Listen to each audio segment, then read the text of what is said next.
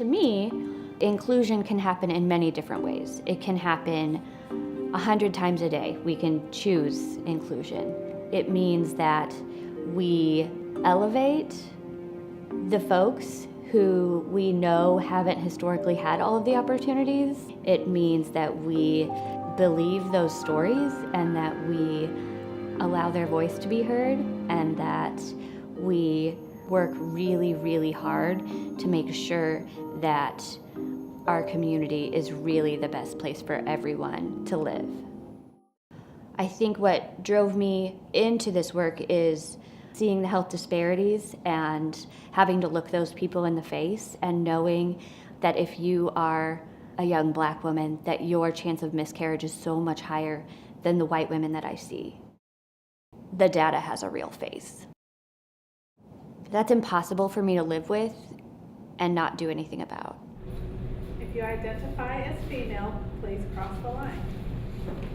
Started out just doing the Building Inclusive Communities training, which works on our own interpersonal work where we need to recognize our own privilege and figure out how to use that, and recognize our own internal oppression and figure out how to combat that. I think that people can change, and not everyone changes immediately. And I think the saying that I like the most is, you don't get to eat the fruit the same day you planted the seed. You never know that a beautiful seed could have been planted, and that in time, that seed could grow into anything. It could grow into their own personal work. It could grow into them recognizing inequity in their own policies.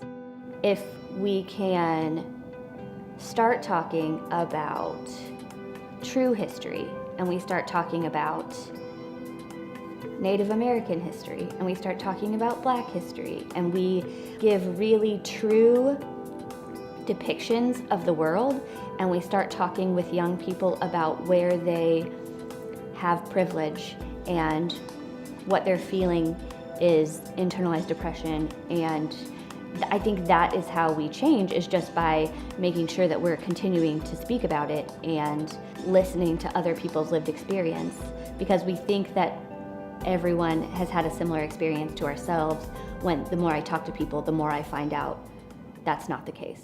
Kari has been relentless in her commitment to being able to introduce opportunities for people to learn more about equity, diversity, and inclusion, not only in the city, but she's involved in a variety of community programs. You have to work on yourself in order to make things better, so she's constantly committed to learning what her biases are and how to work on those and making herself better. She's always got a book in her hand.